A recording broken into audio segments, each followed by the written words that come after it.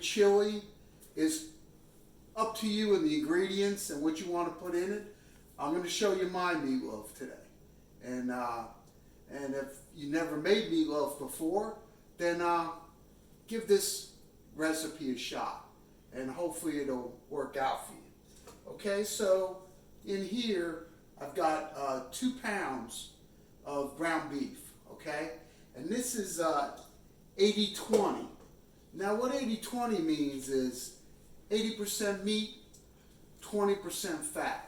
Okay, so when you're buying ground beef, you're gonna look, and some will say 90-10, 80-20, 70-30, and that's basically just telling you what the fat content is of that meat. Okay, so I like 80-20 because you gotta have some fat in there to keep the meatloaf nice and juicy. And along with that, I add in some liquids that also help with that. Okay, so let's get started. I got my 2 pounds of ground beef, and gonna add 3/4 of a cup of Italian breadcrumbs. Now you can use any breadcrumb, but I'm Italian, so they're Italian breadcrumbs. Okay, so next I like to put a little ketchup in. And let's say 1/3 of a cup. Okay, next we're going to go with a little bit of hot sauce. And I'm going to say 2 tablespoons, or to taste. If you got that, I have friends who eat raw jalapenos with the seeds in it and everything, and they love the heat. So if you're a guy or a girl who loves the heat, put the heat in. Okay, a little garlic powder, say a teaspoon. Little onion powder, teaspoon. I'm going to go with some ground pepper. Let's say a teaspoon of that. A little salt. Maybe a little more than a teaspoon of that. Okay, what else do we have? We got some Worcestershire sauce here. Okay, we're going to add that in, and let's say maybe a tablespoon. And this is something I do with my meatballs. I add a little milk. Okay, so I got 1/4 of a cup of milk here. The reason I do that is there's some enzymes in milk that kind of break down the chewiness of your meat. It kind of like a tenderizer. So I learned that from my mother. So I put it in there. I put it in my meatballs, and I put it in my meatloaf. A little parsley. This is dry parsley. If you got fresh, that's wonderful. Put it in there. Start an herb garden. That's what you can do. Start an herb garden. You're sitting around doing nothing on Facebook all the time. Start an herb garden. All right, so I got some oregano here. I like oregano. It might be an Italian thing, but all right, here we go. Let's say just sprinkling, let's say a teaspoon. One other thing, I think there's one more thing, but I can't remember what it is. No, I think I got everything. I covered it all. Okay. Oh, here's one more thing. An egg. An egg helps to bind everything together and keep your meatloaf from falling apart. And if you have a large egg, that works fine. If you got a small egg, put 2 in. Okay, so now what we're going to do, I'm going to wash my hands first, because we're going to get serious, and you really can't make a meatloaf without sticking your hands down in it. So, all right, we're certified now. Here we go. I'm going in. Oh yeah. Get everything mixed up real nice.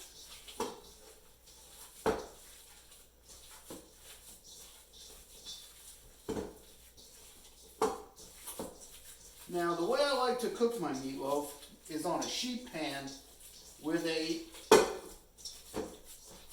raised wire rack. And the reason I do that is because I want the meatloaf to cook. I want the air to go underneath, the heat to go underneath the meatloaf too, so it all cooks evenly.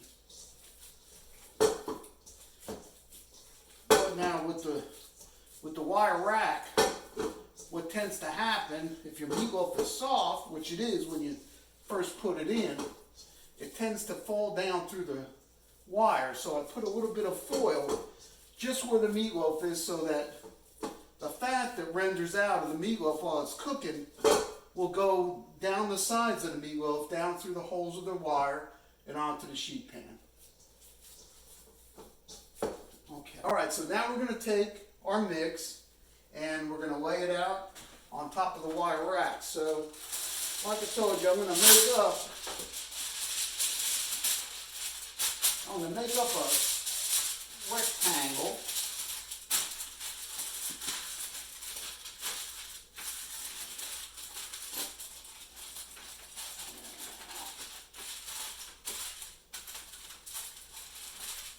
And then we're going to get our meatloaf on top of that.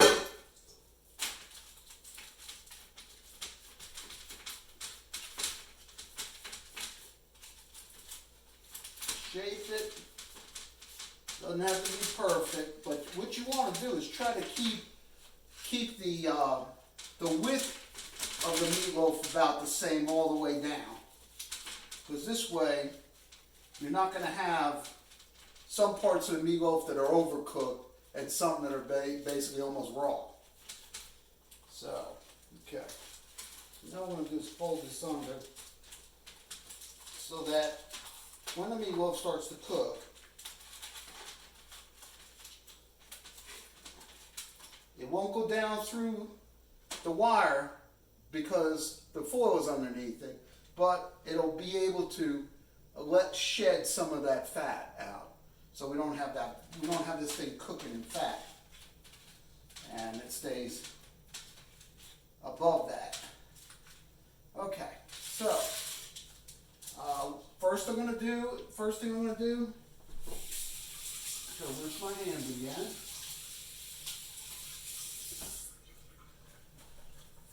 Is I like to put a little salt and pepper on top.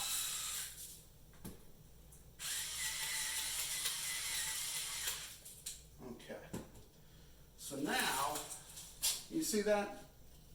Okay, so now that's ready to go in the oven. Now it's a small meatloaf.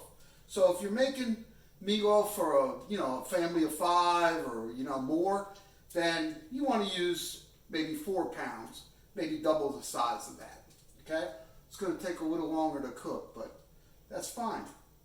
So you're ready to go. You can make this the night before, and then the next day, throw this thing in the oven and let it rip. So we're going into the oven. We're going to get started. All right, so I preheated the oven to 375. Okay, so we'll let this thing go for about 25-30 minutes, and then we'll check the temperature. Okay, I always cook using a thermometer. Okay, because that's the best way to tell whether your meat is safe or not.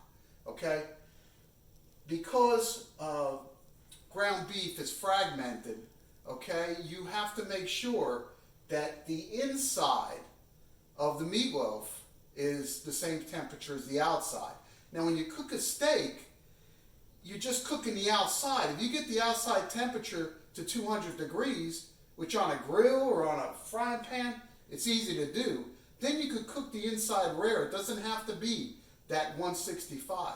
But with the fragments, like when you're going through a grinder, it creates fragments with the ground beef. So you got to make sure it's the right temperature. So get yourself a meat thermometer.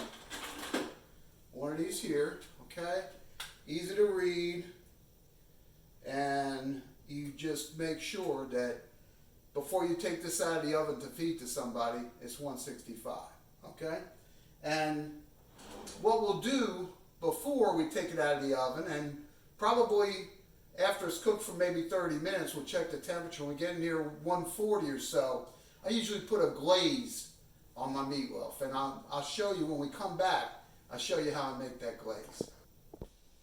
Okay, welcome back. So our meatloaf has been in the oven for quite a while, and we're just about at that temperature where we can add our glaze. So we're going to make our glaze now, and it's simple, so don't get worried. It's not complicated. Just going to take some ketchup, and let's say about a half a cup. Now really, measurement's not really important with this, because what you don't use, I mean, it's ketchup, it's not expensive. So then we're going to use a little hot sauce. We're going to add that in, maybe 2 tablespoons, if you need a measurement. Now I'm going to mix that together. Add a little garlic powder. A little brown pepper. A little salt. Okay.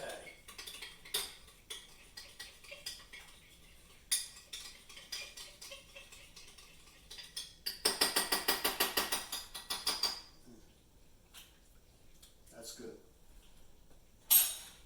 So now we're going to brush this on our meatloaf and go over the oven. All right, here we go. Let's bring this out.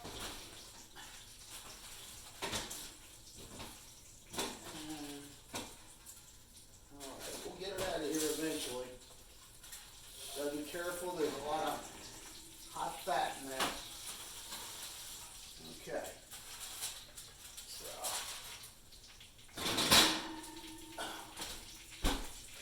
So let's go ahead and take a temperature reading.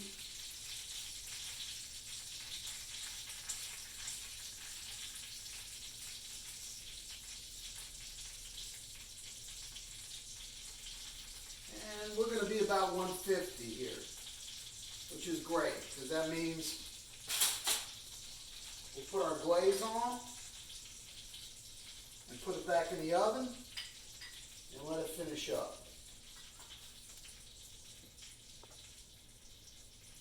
Now, a lot of people like their meatloaf with brown gravy, and I understand that. You know, being a Yankee myself, you know, most of the meatloaf I ever had brown gravy, but I've been living in the South for a long time, and I love my ketchup glaze now. All right. Make sure it's all covered. Smells really good. So now I had this covered a little bit with foil so it wouldn't get too brown on top. But when I put it back in now, I'm going to leave it uncovered so that this glaze can kind of get cooked in. All right. So back in the oven, we got to get to 165, which shouldn't be far from 150, and we should be there in no time. Okay, welcome back. So we've been cooking, glazing, and we're ready to come out of the oven. So here we go. Oh. God, that's hot. All right. Got this under control. Here we go. All right. Check our temperature.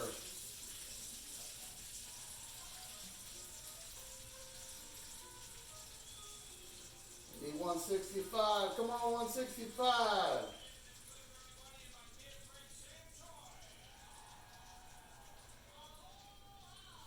Yeah, baby. All right. So we're good. 165. We're going to get this off the foil here and get it on a plate. Ooh, that baby is super hot. All right, here we go. All right, can you see that? So we've got a small meatloaf here that'll probably be good for me and my wife, and dinner, then sandwiches the next day, and just about the perfect amount for us. So like I said, if you're going to cook for a bigger family, just double this recipe up and you'll be in good shape. So anyway, let's do this. Let's cut a piece. Oh yeah, this is so nice and moist. I don't know if you can see that. Okay, so this is really well cooked. It's safe, it's 165, and it's nice and tender inside. It's nice and juicy, and this is the perfect meatloaf, okay? So anyway, thanks for coming to Phil's Kitchen, watching my videos. I love you all. Take care. See you soon.